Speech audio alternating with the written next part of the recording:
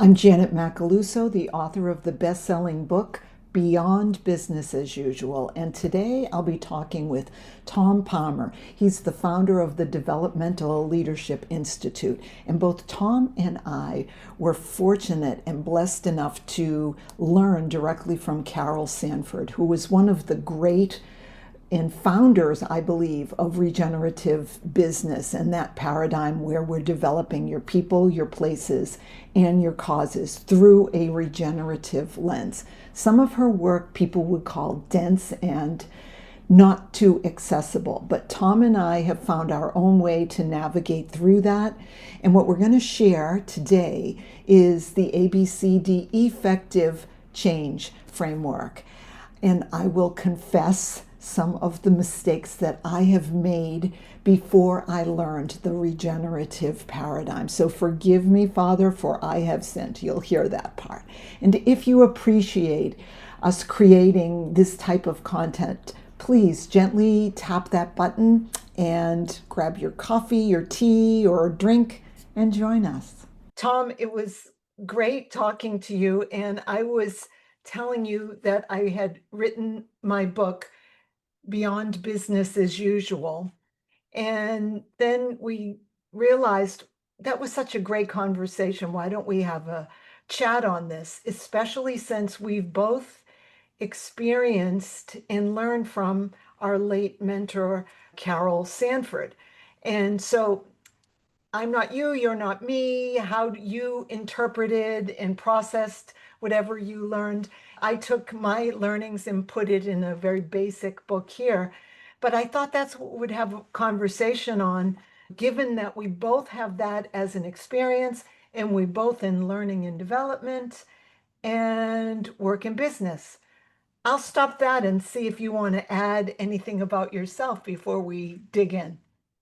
Yeah, well, first off, thanks, Janet, for having me. I'm excited to have another conversation here. And I know Carol was a big influence on both of us, and I'd love to dig into that a little bit more today as well and learn more about your experience with Carol and how it led to this book in particular, because I've started reading the book and I really enjoy it so far. I think, as you know, Carol's work can be challenging, and I think you've done an amazing job of kind of distilling it down, making it accessible. And, I think that's, of course, I'm a little biased, but I believe this is really essentially important stuff and the world needs it. Thank you for acknowledging. Someone else said that they liked it, that it was pretty basic. And the feedback I got that was like an upgrade was a little bit too much like McLearning, McNuggets, a little bit too much on the McDonald's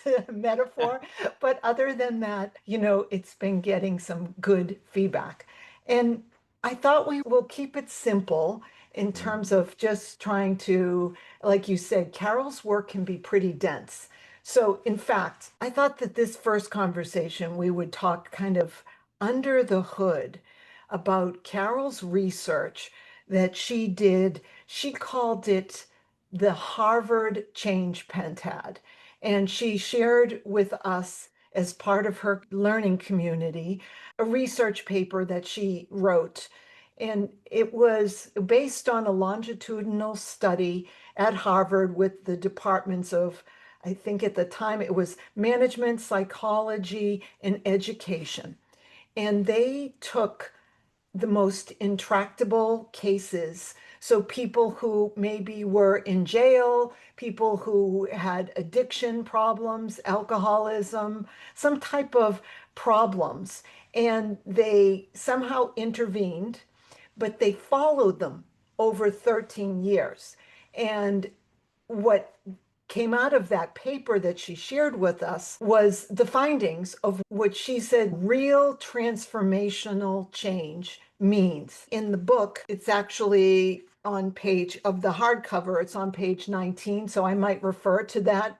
I called it, to simplify it back to what you said, as the ABCD effective transformational change. And I did that because I wanted the leaders I work with to have something that they could share, understand, grasp, and make sense of versus something too complicated.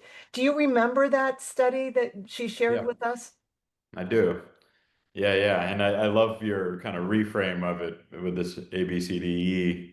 It definitely resonates a lot with my experiences working in learning and development as an instructional designer, as a performance consultant. There's a lot of elements in there that I think are often missing in my experience working with different organizations. I think you have it kind of framed around this myth that information Creates transformation. creates Yeah. transport, exactly, which I see that assumption very often and these kind of one and done Yeah. interventions that are really about kind of programming people with knowledge, with information, and Well, assuming that's going to change result in everything. the outcomes that they're Cultural looking for. change. Yeah. I have to say, let's see, I'll use a phrase from my childhood vernacular. Forgive me, Father, for I have sinned. Okay, I'm going to acknowledge my mistakes that I made, that I won't make anymore. But I did those things, lunch and learns, and okay, oh, we're going to do this transformational culture change. We're merging two companies together or divesting and restructuring. And then they would ask, I want to hear your experience too, but what I did was, okay, I'll do a half hour, half a day, half hour type of session, check the box and be done. I'll give myself credit that I tried to work on the head, the heart, and the hands, but it was an event, a siloed, kind of fragmented, piecemeal event that we could check the box. And that also, I was the head of learning and development and talent management, all of this. And if a vendor would say to me, oh no, that one-time deal isn't going to work, even if it's a 3-day workshop, I would say to them, you're just trying to make more money from us.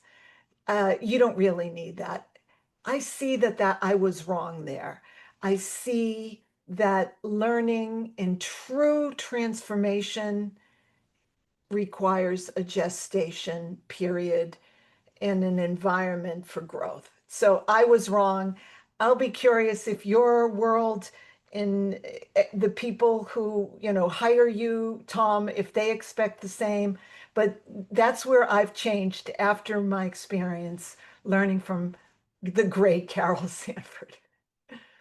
Yeah, I had a somewhat similar experience. I think when I look back onto my early career and before Carol, and even in the early days of Carol, Mhm. before I started to understand some of this stuff a little better. Yeah, I very much did buy into, I think, the idea that, people's thinking can be quickly and easily changed, and I think that's, from my perspective, that's kind of the big false assumption there, that, and I know also in your book, you talk about paradigms and, for example, the machine paradigm. And I Mhm. think that's, as Carol talked a lot about as well, right? And I think that understanding where this stuff comes from, that, treating people like machines to be programmed and reprogrammed, which is often, you know, uh, where we're coming from, whether we realize it or not, with a lot of these types of initiatives, right?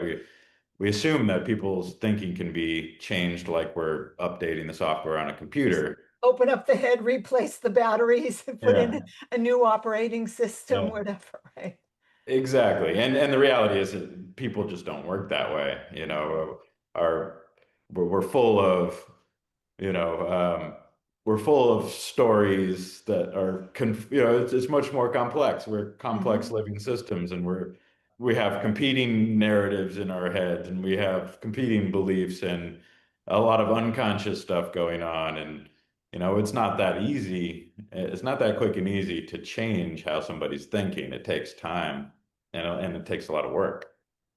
Right. And that what you're saying about, the competing commitments and how it takes time, to grow and change, the mistake have seen is that leaders will say, the business leaders will say to HR where I worked, we need to replace this person, like the interchangeable cog on the wheel, and replace them with someone else.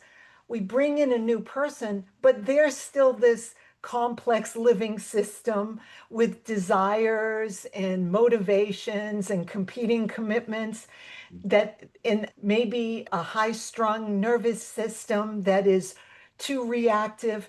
And if we're not addressing that, the cycle just keeps continuing. So, yeah.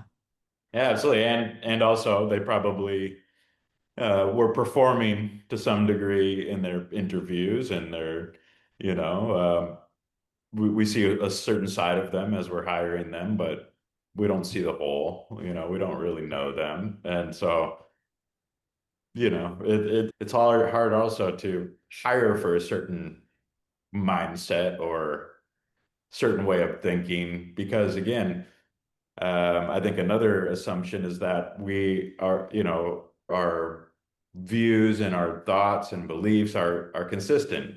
Back to, back to that idea that we have conflicting beliefs, and we don't always we're not always in one particular worldview. We bounce around, and there's part of us that sees things one way, and part of us that sees things another way, and so, yeah, thinking that you can hire for a certain worldview is, I think, a fundamental misunderstanding. One of the In that things way. I've come to now call a premise is we are verbs, not nouns, Mhm. but we think in nouns. We think in, oh, did you talk to procurement? Did you talk to finance? Like they're a thing, an object. But where we are more like verbs and we can evolve, maybe regress, and then evolve again. But yes, that so it seems like we've both been in the restrained by the thinking that, oh, people can, we want you, learning and development, HR, coaches, consultants, to come in and either fix them, develop them, do your magic, check the box. And this is why, let's go back to this ABCD effective transformational. And I'm going to go through each letter and see what you think and if you used it or not in your work. First one is A for active. And so this is really when folks go and learn something. And I'm not talking about a new technology from the neck up. I'm talking about a new way of being. It might include, oh, we have a new policy, oh, we have to call the call center instead of calling Joe over across the cubicles next door. We have to call like a remote call center. That's a behavioral change. It's a systems change. It's an emotional change because I like talking to Joe. He was my guy, all of that. So, and if we're learning something new, what the A stands for is actively baking it in to our daily practice. And the research that from the Harvard Change Pentad was no more than 10 to 20% of your day. So don't go like wild and say, oh, I'm going to learn this and spend hours. And it reminds me of learning Spanish that just a little bit each day is better than a weekend workshop. So that's the active blending. Wondering what's your experience with that and using it and maybe what your clients think about it. Yeah, well, I think this is a big one, and I think in my experience, there's at least two levels to this, right? Sometimes, that active piece will get implemented within an event, but it's still maybe a single event, right? Where okay, there's a push towards getting people to do something rather than just sit there and taking in information, which it's Mhm. better than just taking in information, some kind of hands-on activity. But I think often the edge that a lot of that often still gets missed, right, is well, how does that learning and development kind of happen outside of the formal event, right? And that's been something that's been very, very much of interest to me since early in my career of, right, how do you kind of embed that continuous learning and development into the work itself? So it becomes more of a way of working than something that happens off to the side as kind of a separate event from the work itself. So, I think that's often missed. And then even when the idea is there, the implementation is often fragmented, let's say, in terms of, well, what does that actually really mean? Okay, you can give people job aids that help them or give them time to, experiment with certain things and stuff like that. So there are there's a lot of like fragmented initiatives that kind of aim for more active learning, Mm. active experimentation. But of course, I think also as we start going through the rest of this and thinking about the whole here, the active doesn't really stand alone, right? Right, It none of this requires does. It's harder to, yeah, I'm explaining it one by one, but it is a yeah, system, and there's probably more even than what I have. mhm. Yeah. But we see kind of how these things connect and build on each They other. do. Yeah. They do a lot. Even when I had the insight to say, we're going to get together now, then we're going to get together here, and then we'll follow up. What I found was if you don't have a leader who is, and this gets maybe to the E for environment, that is actively sponsoring the learning, that then they get pulled into different directions. I'm talking about the learners, and they don't show up because the boss said, "Oh, I need you here," instead of going to continue your learning. And so this is why it's a system, and you have to otherwise, because I've tried this, continue pulling the golden thread, but if you don't have the sponsorship, it gets frayed.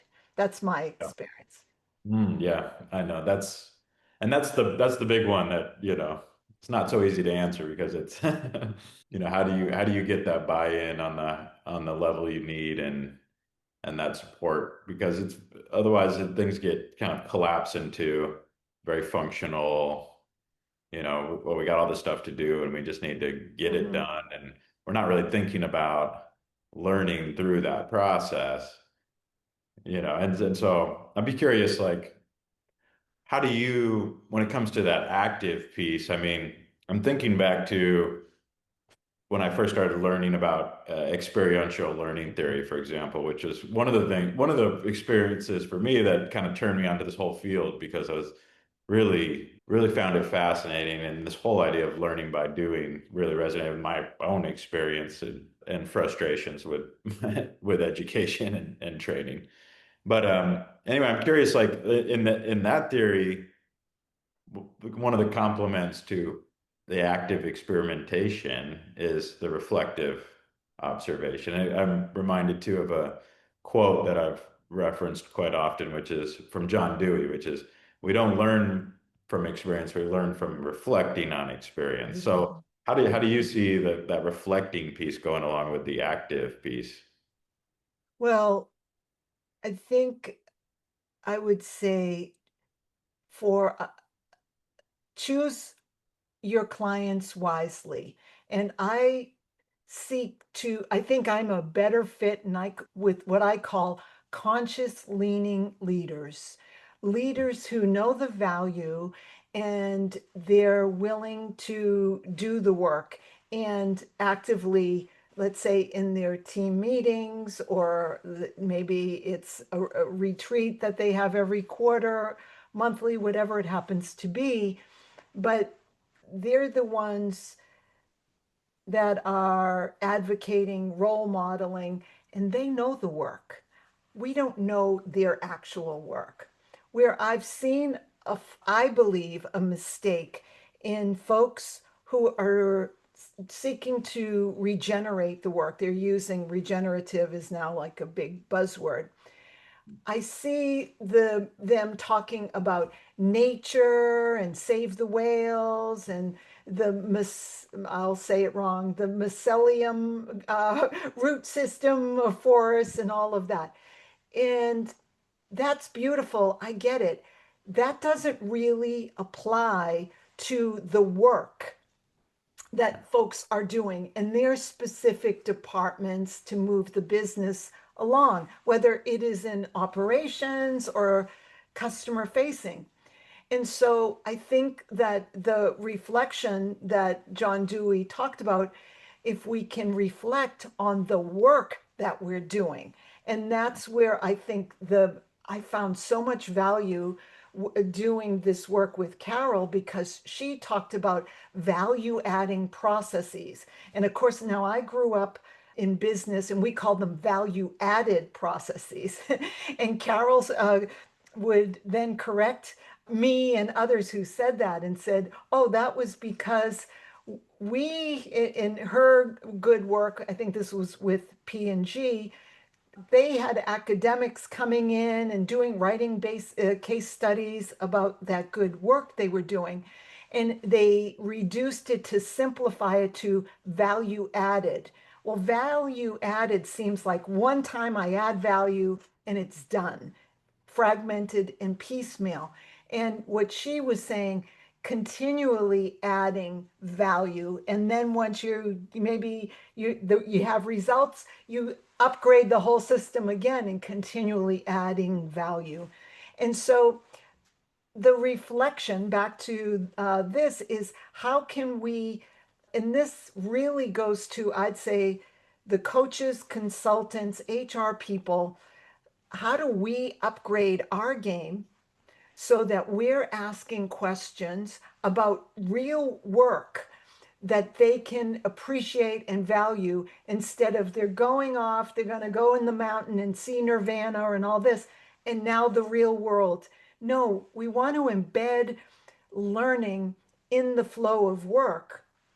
And for us as consultants, I think it requires us to create these Socratic questions that are holistic and nudge and maybe disruptive, but that's what creates the motivation, if you will, and the will, like, oh, geez, this is what I'm doing because the reflection process brought that out.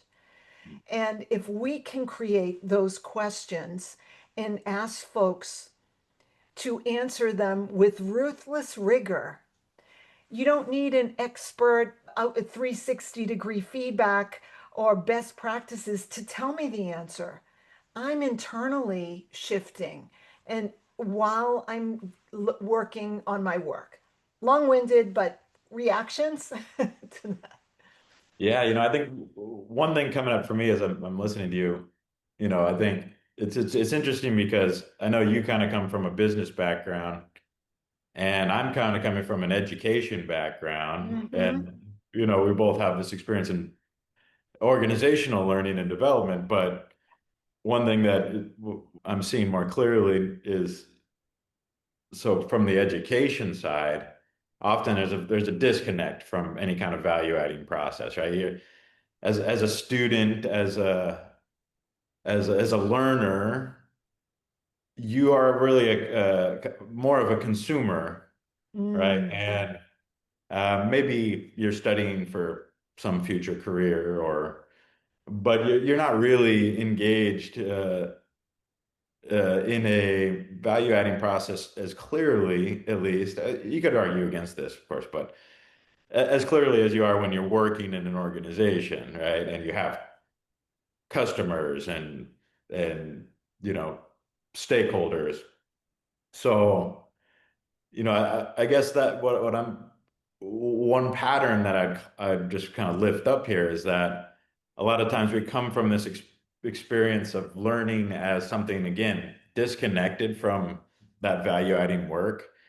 Um, And even when there is reflection, it's not reflection on the external system of stakeholders so much as usually that reflection is in very, very inward and kind of disconnected from the larger system. So, I think we carry some of those patterns with us even as we go into the organizational world about what learning and development is. And we still, I think, unconsciously kind of have that disconnected view of it. So when we think about reflection, we don't really often think about reflecting on our customers, but reflecting on the system, and I know that self and system piece in the Mm-hmm. book as well. So Mm-hmm. it's not saying that we throw away the inward reflection, but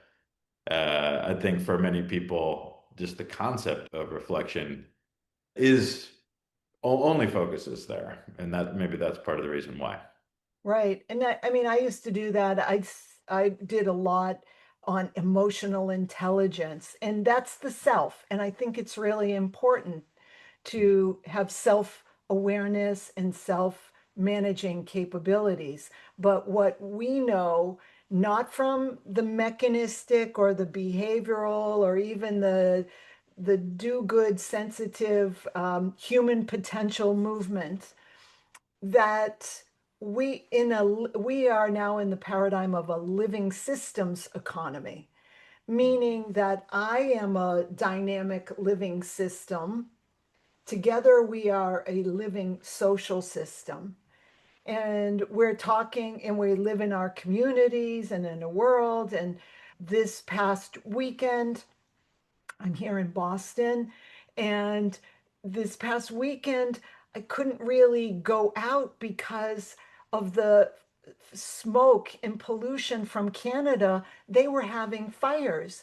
Those fires in their country, because it's a dynamic system and nature doesn't create boundaries, that's a human thing. Though the smoke and the pollution was coming over and the air quality was really bad.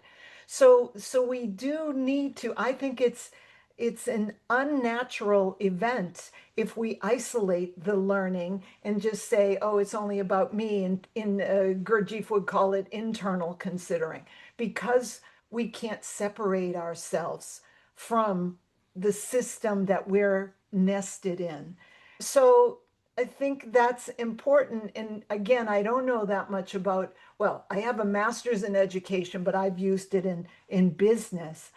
But I would even, and so the business folks, I would ask them a lot about who's your customer, who are they seeking to become in the world?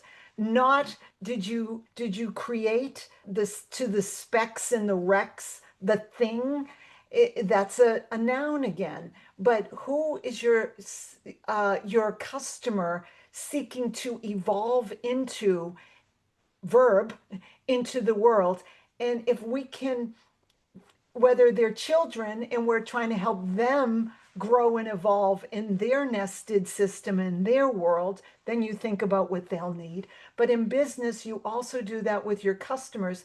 And I believe that if we can think this way, that our clients would be non-displaceable, because most folks are thinking in silos and saying, here's the fragmented, the work, the task, I did it, check the box. Yeah. Yeah, absolutely. I think the other thing too is that view of these kind of complex and co-evolving living systems, right? So I think that's Yes. another pattern. That's another pattern too, is this kind of very fragmented approach to learning, and you use the term siloed, but we're really kind of trying to isolate something, again, reprogramming it or upgrading its software. But oftentimes, that happens without a lot of context, right? It kind of disconnected from that systemic context. And I think what's missed there, right, is that we don't develop in isolation in reality, right? Hmm. We develop in our places and our unique places that are calling on us uniquely to become something or to contribute in our own unique way within that value adding process that's already happening. So again, yeah, that's and again, coming from the education world, which in a sense we all come from, right? It's like the standardization of education, right? Where it's very hard, even very well-intentioned teachers who might even understand this, they can only do so much because they have this standardized curriculum that doesn't really invite people into, the unique context of their place. No, it's the teachers have to teach to the test. And what I understand the value of having certain measures and criteria, yet the what is lost is understanding the unique essence that every child has and trying to evolve that inherent potential of the child. They don't have time in school to even look there. Yeah. And that gets to be for becoming, because the becoming, we're circling around that. I have two areas for that. One is instead of seeing just teaching for the test from the neck up, that education and development is the whole person. So certainly their thinking, but also their state of being, their emotions and their self-awareness, their spirit, whatever that means for them. So their psychology, all of that is what I mean by becoming a whole dynamic person. And then also, my work in talent management was all mainly, it's like I have a budget and it all goes to the top. When the cream rises to the top, that's the word that was used. And we allocated most of the budget to those top performers. And the others got whatever was left. And I'm now calling it in the book developmental, all Mhm. people, all the whole person, all of us, but also the whole organization. Why just stop with the top? Why not develop those top people to develop the whole organization? So I just thought I'd weave in the developmental piece since we're Mhm. circling around it. Yeah, yeah, absolutely. I think it resonates with my experience as well, in terms of most of the people kind of get neglected in that process. Or again, I think that, the often leadership doesn't see, I think, the potential in most of the people, right? Again, it kind of goes back to that assumption that capacity is kind of fixed, and we Hmm. get into this cycle of trying to hire high capacity people, but we can only afford so many of them, or that kind of thing. So yeah, I just think it's a blind spot. I Yeah, don't know. I don't know how that shows up in your experience, though, of like how do you break that pattern in an organization? that's why I think I like working with more senior leaders who have the influence to actually, and they believe this, and that they're willing to apply this because they believe it so much. If you have a more junior person, and I find the more junior people love this work, that they they don't have the positional power to make it happen. That's where I think maybe that's a restraint for me, or why I work with the more senior folks who can do that. Because the B is about becoming, and where this is the whole person, the whole organization, not just a certain amount. So it's for ambitious change leaders who really want to see holistically, I guess, see in systems. and are willing to invest time, money, energy, not just lip service. Because they'll all say, oh, yeah, systems thinking is important, but it's something else to actually invest what it takes to do it. And that's, you don't see that as much. So when I talk to newer people, I'm just who maybe are interested in my work, I will share a one slide about this ABCD and say, this is how I work. So they're not surprised. And if you want me to come in to do one little workshop, no. it, I don't want to waste your time and money. It will feel good. It'll give a sugar high, but then a drop. And I want more, and I think that you and your people deserve more. And so if I, sometimes folks will actually agree, and that will work. I don't know any other way. I'd be curious. I know, I think you were just recently doing some training or some type of work with the client. Do they have an appetite for this systemic becoming and what it takes, or they just want to check the box more mechanistic? Yeah, for me, it's been a mix because I've, worked with di very diverse organizations, but certainly I've seen a lot of the more mechanistic thinking, right? So, I think it's understandable in a sense too, and I think it's it can be a little bit different in different industries. For example, like recently, I've been working in with some government agencies and emergency management Mm, in the United States, right? So, okay.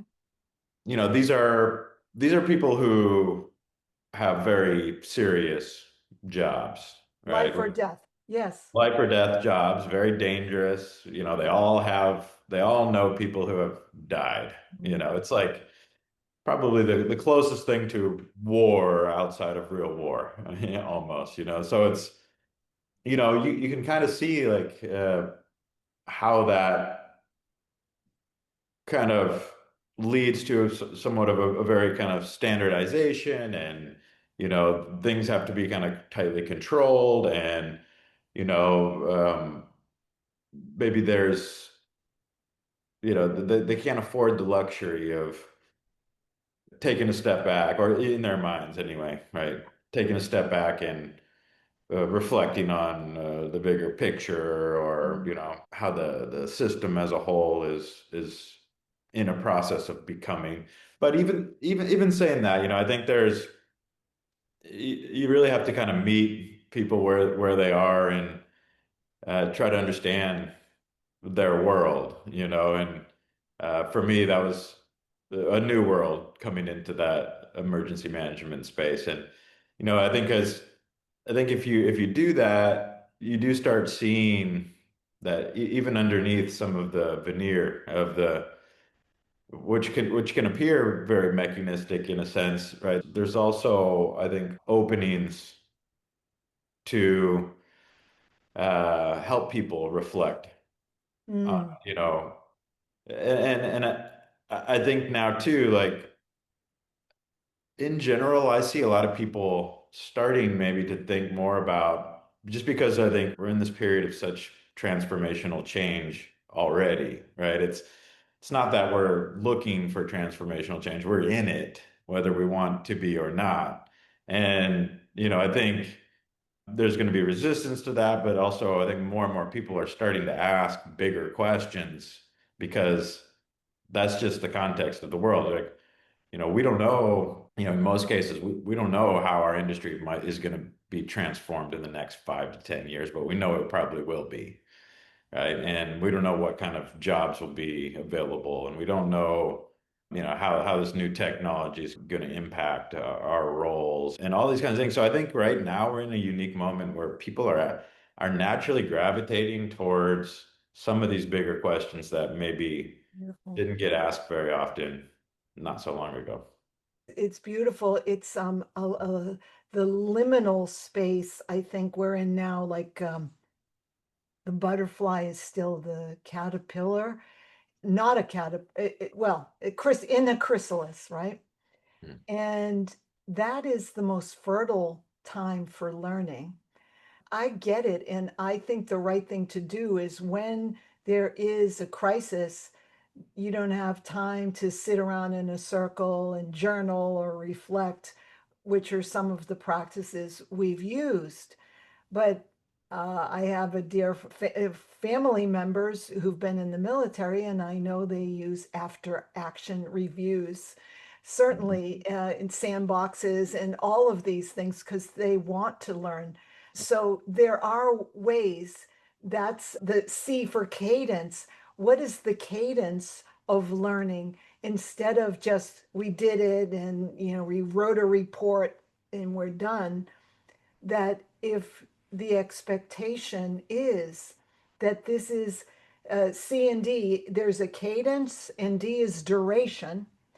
This is over time because that chrysalis period, the gestation period for real change, even in your work or in the military, and I mean what your clients work in life and death, disaster situations, is to have the embody the knowledge that you need, and there's some muscle memory that needs to happen, so there needs to be some learning in that. And so learning and reflecting, I think that's something in Dewey would have talked about as well. I had some circle but I don't remember it. Yeah. And I think I'm glad you brought that up because, I think that in some ways, this space I'm talking about is very similar to the military. And, after action reports is a very Yeah, common thing, right? So they have some of the structure. And I think of course, it's different in different industries and organizations. But I think, like in that particular case, I think that would be one of the opportunities, right? In terms of, well, you already have an existing structure. Where's the opportunity to, let's say, deepen the reflection, or where it's and I think maybe I'll tie this back into what I think is important here too, from my perspective on becoming and seeing this as a bigger process. And I think, and I know you write about this in the book as well, is this kind of shift from problem solving to potential. And I know this is, as you know, a big part of Carol's work. Um, and I think that's an important thing too, right? Because again, the nature of the reflection could be grounded in problem solving. And it's like, okay, well, what were the mistakes we made and how do we fix them? And so, but when you make that shift to potential and what is this becoming on every level, right? As the organization, even bigger as the industry, the organization, or the team, all the way down to the individual. How are all these things in a process of becoming together?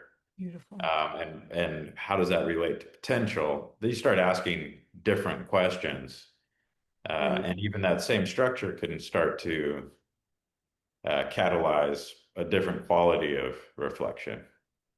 It's so well said, Tom. And again, it reminds me of the importance that I've talked to a group of consultants and coaches and said, we need to up our game.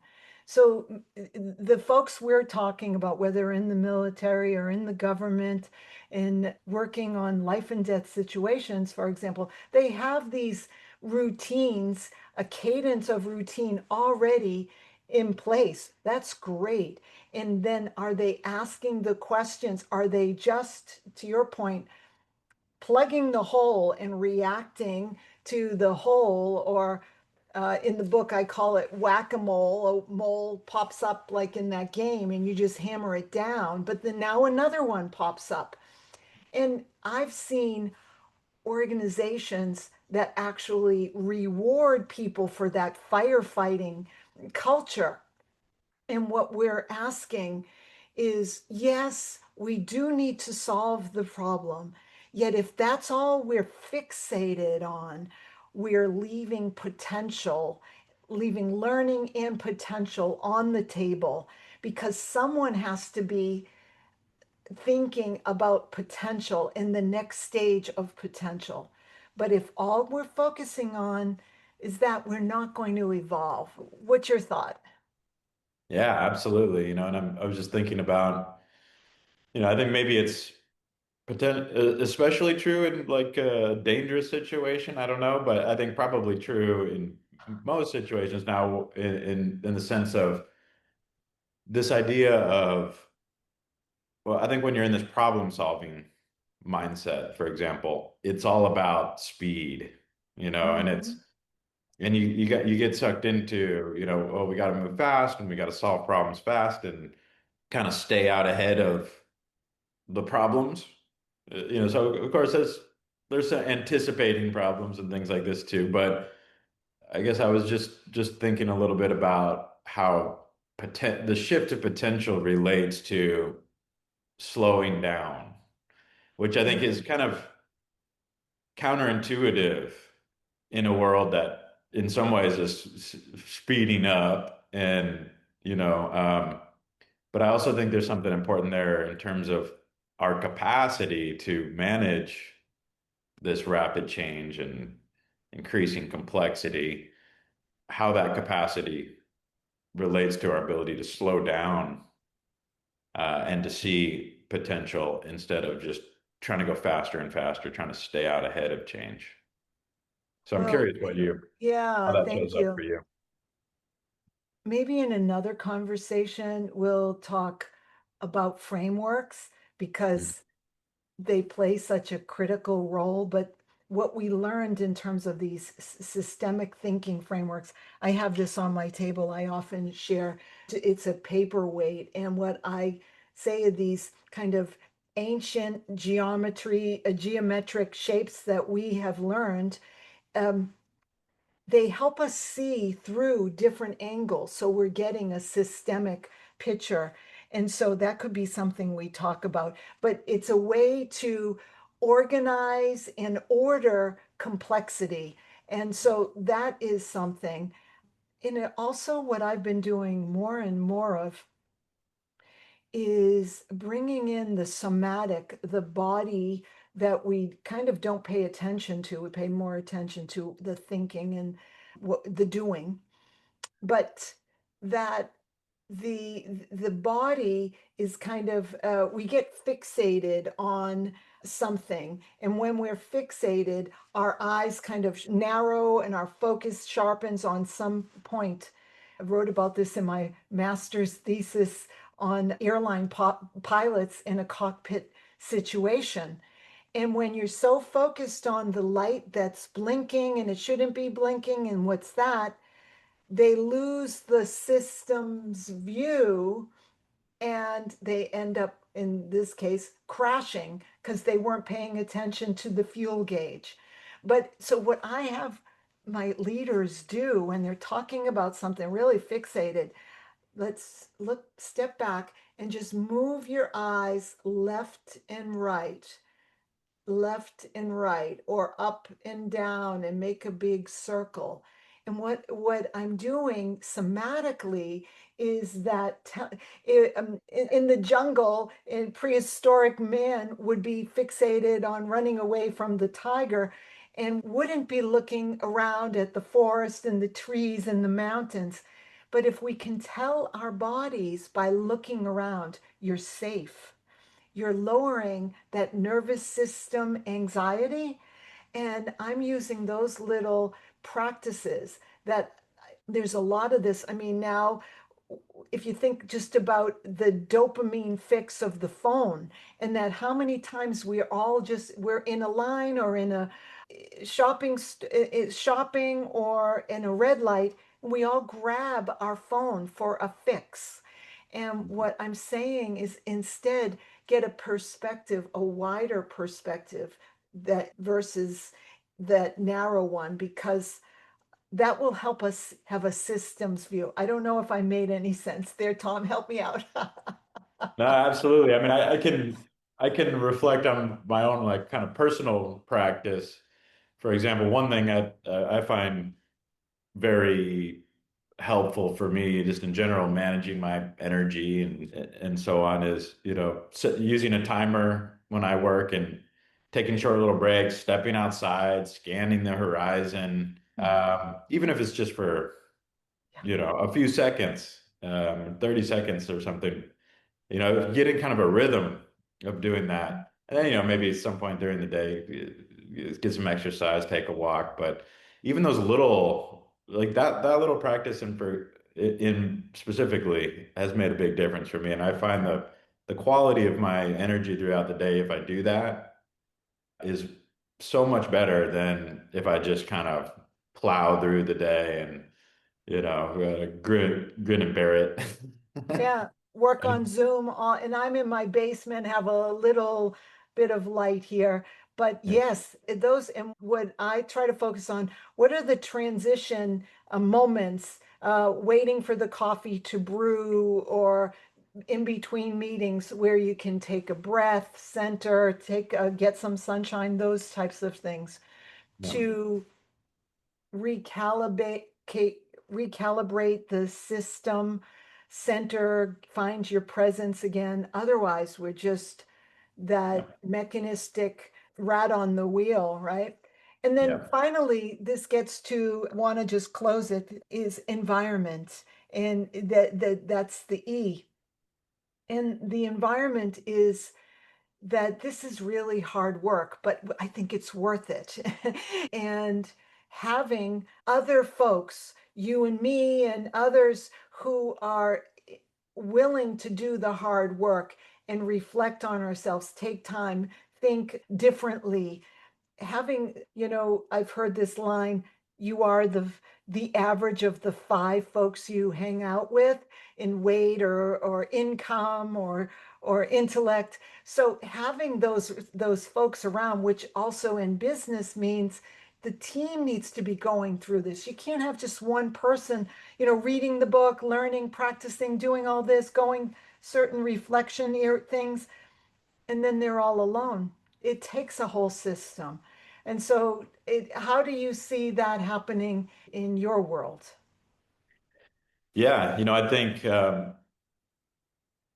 as you know, a core premise in this work we're talking about is that it happens in community, and I think my experience is that definitely confirms that. I mean, you know, I've had periods where, like, just speaking personally, where I've kind of tried to go it alone, and I think what I've learned from that is compared to working in a community, it's very easy to fool ourselves. Even if we're reading a lot, journaling and meditating, doing all the things, Yeah. it's still very easy, I think, to fool ourselves that we're making progress that we're not actually making, or that we're kind of more awake than we actually are. And I think when you do this work with others, you get reminded of all the ways that you've been fooling yourself. And it's a very hard thing to do for yourself, right? It's in this work, as you know, one of the terms is conscious shock, right? As a really fundamental requirement for actually developing in this way. And usually, typically that conscious shock is coming from others that are, helping you to see the ways in which you're actually still very mechanical in the way that you're doing things, or you're asleep. Or again, you may even be, using this work in a way that is actually not really serving your higher self, but Yeah. using it for the wrong reasons, right? Things like this. I think, again, one point I want to emphasize there, right? It's, as you know, working with Carol, it can be very uncomfortable to see these things. Right. And that's why we avoid, we're going to avoid that discomfort. And we can come up with very clever ways if we're left to our own devices to avoid that discomfort. But when we're with others that are capable of reminding us and helping us to see certain things, and also that have the will to make us just come uncomfortable, like Carol did very well. It's another level of care, right? It is. To be willing to disrupt It's someone's easier and thinking. safer and to keep the harmony. than be disruptive, unless that's your natural Buddha nature, like it was for Carol. But for most of us, we've been uh, in the culture has been ingrained in us, and she was more of a norm buster who would not follow the flow so easily. So she would often disrupt our comfort. You know, this is Yeah. reminding me, years ago, I got certified by a meditation teacher, as a meditation teacher with, it was originally Google's program, Search Inside Yourself. It was a meditation program. And one of the things I remember was this kind of two ways to meditate. One is called dedicated practice. It's kind of like go in the sofa or on the cushion and you meditate for whatever amount of time. And then the other kind is integrated, like those little transitional periods. And what I found was that I was so a wonderful meditative person while I was on the cushion. And only till I'm engaging with the world did I found learning opportunities. And so, how do I be on the cushion, if you will, and become my next stage potential in the world? That's where it does. And I'm glad we're together having this conversation and Good. thinking it through because it's hard, but the world needs conscious change agents more than ever. Any last thoughts? It's been fun. I really enjoyed this chat with you, Tom. Yeah, me too, Janet. Yeah, it's been a lot of fun. Yeah, I appreciate the invitation to come have a chat and would love to do so Let's have again. another one if you're willing. I would be willing. Yeah, this has been engaging and valuable for me, really helping me. Well, again, back to that environment and the relationships and the dialogue is a big part of that in this work. That's how it happens, I think, Right. most clearly. And so that's a feel very much in a process of A value developmental adding process process. as we talk this. Yeah. Yeah. Yeah. Well, thank you. Appreciate it. Thank you, Janet. Take I'm care. gonna, no, stay on. I'm going to stop the recording. Recordings. Let me just say stop, maybe click stop recording.